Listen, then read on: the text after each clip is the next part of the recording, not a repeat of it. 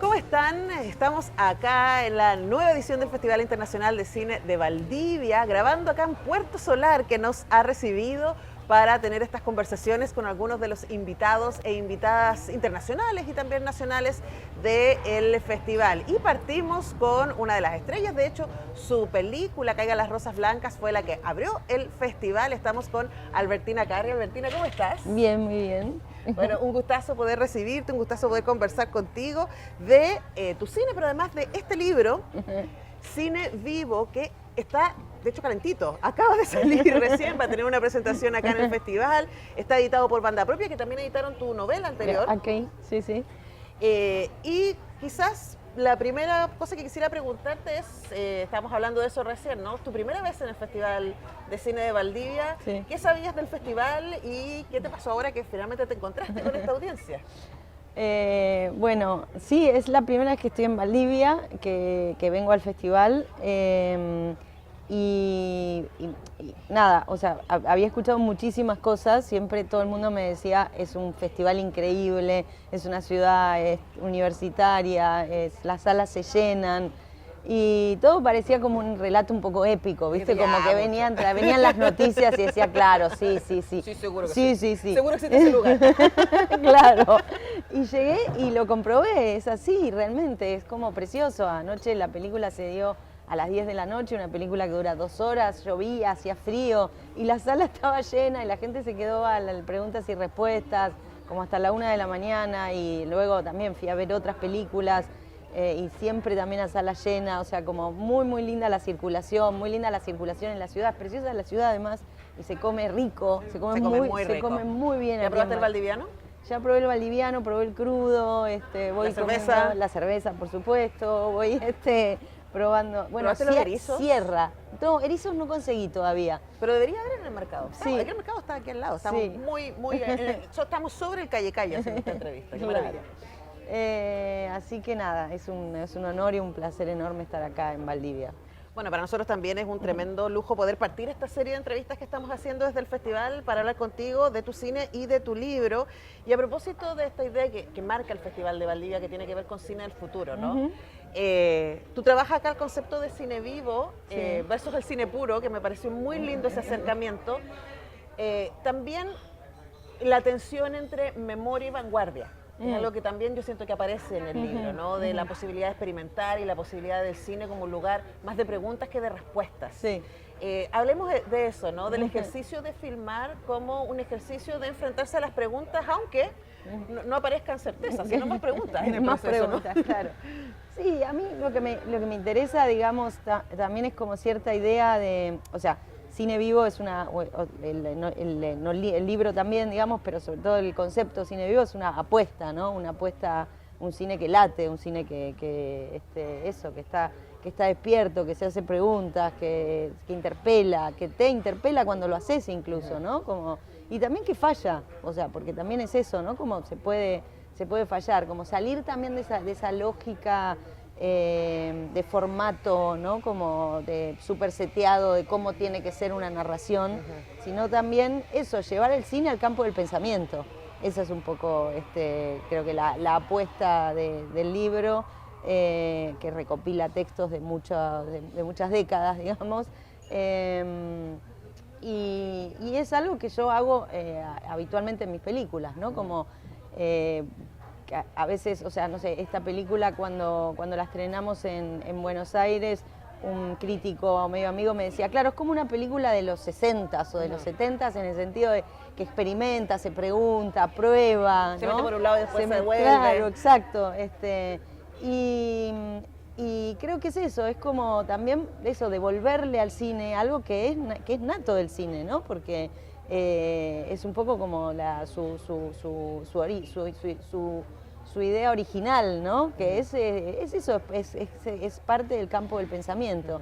Entonces, en esos términos, digamos, hago películas y también es que escribo cosas, que es otro modo de hacer cine, ¿no? Sí. También como no solo creer que el cine es la pantalla, ojalá sean las pantallas como las de acá, salas llenas, ¿no? Y pantallas grandes, pero también esas pantallas que tenemos ahora, que es ese cine que se te mete en las casas a través de las plataformas, ¿no? Ya no va tu cuerpo a buscar el cine, sino que el cine te atrapa a vos, que eso también es algo que hay que pensarlo en ese cambio, digamos, en la subjetividad de los espectadores y de los sujetos cívicos también, ¿no? Porque no todo lo que entra también por esas pantallas es necesariamente cine, ¿no? Se lo cataloga de cine, pero son más bien relatos audiovisuales, hay mucho de eso, en ese seteo y en ese formateo. ¿Cuál es para ti la diferencia? Bueno, la diferencia yo creo que es un poco esta, ¿no? Como la posibilidad de que el cine para mí es realmente algo que entra, digamos, dentro de... Es una filosofía, podría decir, ¿no? Entra dentro del campo del pensamiento, el campo de las humanidades. Y después hay otra cosa que es esto, que son relatos audiovisuales, que es absolutamente... que no quiere decir el cine de entretenimiento o no entretenimiento, ¿no? O sea, porque yo acá me estoy entreteniendo muchísimo con unas películas que son claramente cine, y veo que todos los espectadores que están ahí en la sala también lo disfrutan y se entretienen del mismo modo. Pero es completamente otra la lógica esto que insisto con lo de lo formateado, ¿no? Lo formateado y también esto como que no te da posibilidad como espectador, en el sentido de que te toma, es como algo que viene, te succiona, te dice lo que tenés que pensar, lo que tenés que sentir en cada uno de los minutos, en cada uno de los momentos, con todas estas fórmulas de los plot y etcétera, de los manuales, que además no tienen nada que ver con nuestro territorio ni con nuestra sensibilidad, ¿no? Porque también pasa eso, todos esos manuales están creados por en general por Estados Unidos o por sistemas europeos, ¿no? Donde los territorios y las problemáticas de la gente son completamente otras.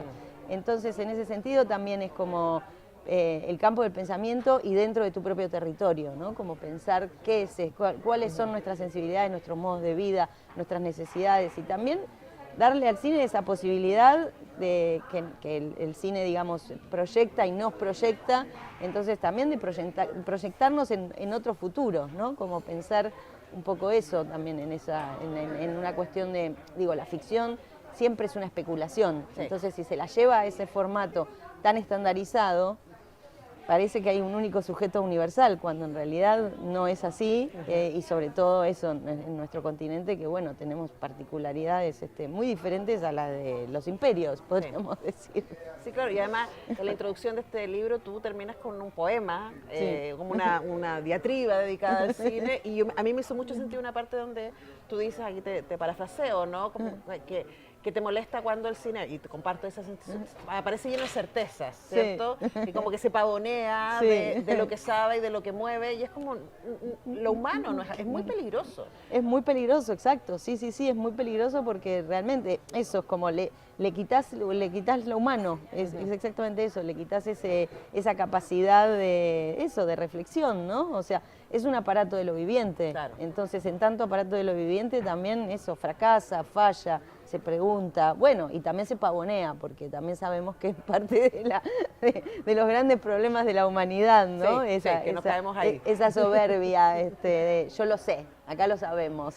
Ahora, una de las cosas que me pareció muy interesante de leerte, que me hizo mucho sentido de lo que recuerdo de tus películas, también tiene que ver con la fragilidad, de alguna manera, y el límite del lenguaje. Entonces, por ejemplo, tú hablas de lo heterobiográfico, como, claro, esta construcción de la biografía para otros, el lugar donde me puedo mostrar a otros sabiendo que eso también es una construcción, ¿no? Desarrollemos un poquito esa idea que me parece súper interesante. Bueno, sí, es un término heterobiográfico que tomo de un filósofo argentino, Carlos Correas, bastante poco conocido, pero que que él lo que decía era que él no hacía autobiografía porque él tomaba, digamos, datos biográficos claramente para ir hacia afuera, ¿no? Hacia lo heterogéneo, y no hacia lo auto. Como una traducción de sí mismo. Claro, exacto, y también eso, como que eso no era, que el error de considerar que eso era una autobiografía era creer que eso era el mismo, cuando en realidad el mismo es otra cosa, es de otra intimidad absoluta, y la operación en tal caso es volver la vida contable, que no significa que eso sea tu vida, que no significa que eso sea la vida. Y me pareció muy genial ese concepto y por eso lo trabajé en ¿Y ese, lo encontraste en ese texto. después de tus primeros, después de Cuatreros y Los Rubios? Sí, lo encontré después, sí. Porque, claro, cuando te lee así y uno que ha visto esas películas dice inmediatamente, claro, hace todo el sentido, pero es un sentido retrospectivo, diríamos. Eso, claro, exacto, sí, sí, bueno, sobre todo cuando hice Los Rubios, que era súper joven, no tenía ni idea ni de la existencia de Carlos Correa. Sí, pero a mí me pasó exactamente lo mismo. Dije, claro, es esto, como porque yo me pasé muchos años discutiendo, como cuando me decían los rubios es tu vida. Y yo decía, no, eso no es mi vida, eso es en tal caso una parte de mi vida. Como todavía no tenía las herramientas, digamos, para llegar a ese concepto. Bueno, no conocía el concepto de lo heterobiográfico, que me parece que es brillante también para pensar eso, ¿no? Como, bueno, ¿cómo haces una representación también de ese hecho biográfico para convertirlo en algo contable? Claro. Que no es la vida, ¿no? Eso, la vida es otra cosa. Y además me parece muy lindo la idea del límite de lo contable. O sea, como la cantidad de cosas que se escapan, pero al mismo tiempo la cantidad de cosas que potencian, porque, claro, tienes un capítulo que dice así, ¿por qué haces una película tan triste? Sí. Y uno dice, yo pensaba en esta persona imaginaria que se te acerca o que existieron y que se te acercaron, y decía, bueno, pero esa persona considera triste porque algo le hace eco a ella también. Entonces, el límite es un límite del habla, del lugar de declaración, pero al mismo tiempo abre muchas posibilidades para quien ve. Claro. Bueno, sí, es que es el límite del lenguaje, ¿no? En ese sentido también, el cine también tiene esa limitación, no solo las palabras. Y en ese sentido también el cine es como muy peligroso por esta cuestión, porque tiene como, o sea, golpea los sentimientos y golpea el cuerpo de un modo, eso, que es súper invasivo, para lo bueno y para lo malo. Sí. Entonces, bueno, nada, hay que cuidarse también del cine. Yo me cuido mucho de las imágenes. Sí. ¿En qué sentido? Bueno, eso como, o sea, ahora ya no, es como que circula menos, digamos, pero el asunto estrenos. Pero durante muchos años esta cuestión de como de la película en boga, de la que todo el mundo está hablando y que parece que si no la viste, o las series, por ejemplo, que yo no miro series, no porque fuera de la conversación. No porque esté en contra ni nada que se le parezca, sino porque no me alcanza el tiempo, digamos. Y es tanta la producción, o sea, y se volvió una cosa totalmente consumista, ¿no? Pero hace muchos años es que me quedo fuera de las conversaciones.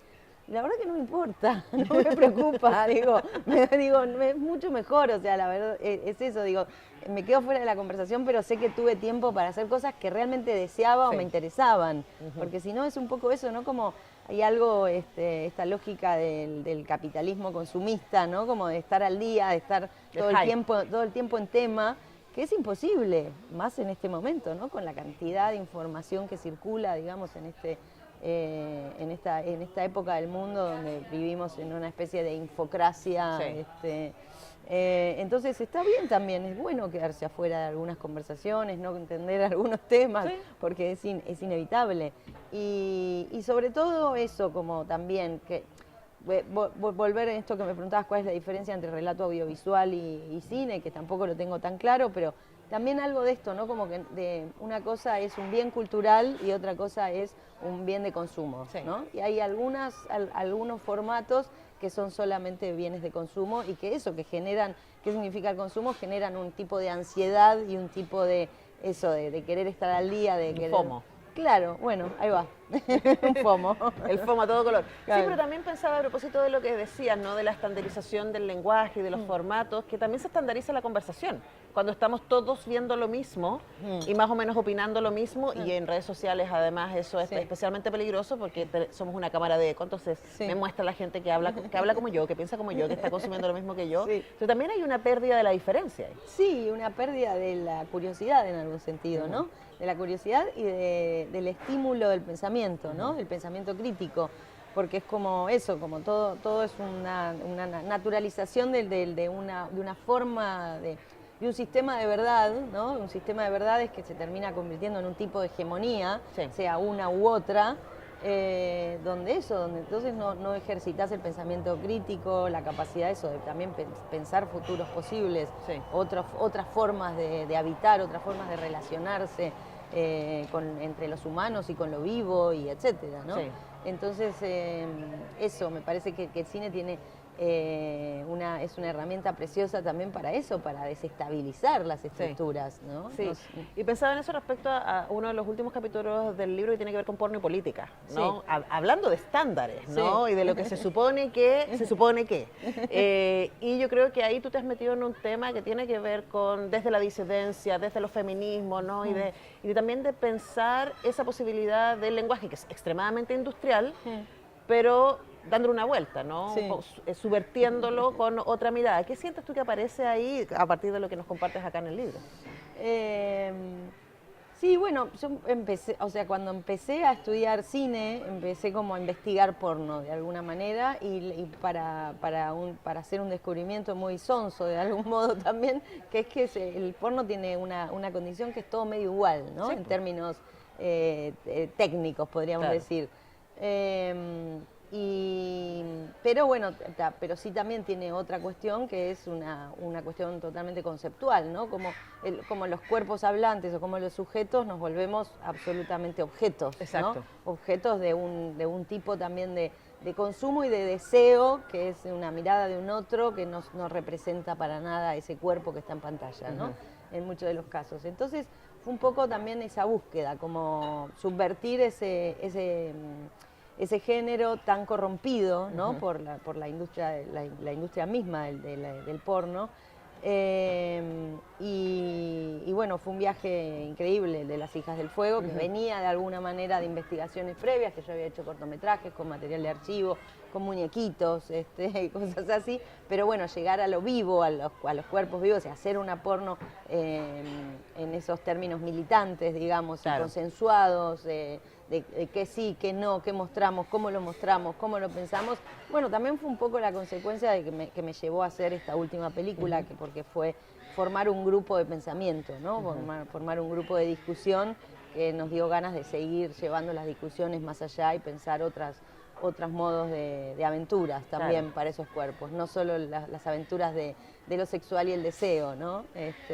Y bueno, así surgió esta última. Sí, pero es que estaba pensando en estas dos últimas, que también tienen formato road trip de alguna manera, sí, ¿cierto? O sea, como las chicas dicen ya basta, movámonos. Sí.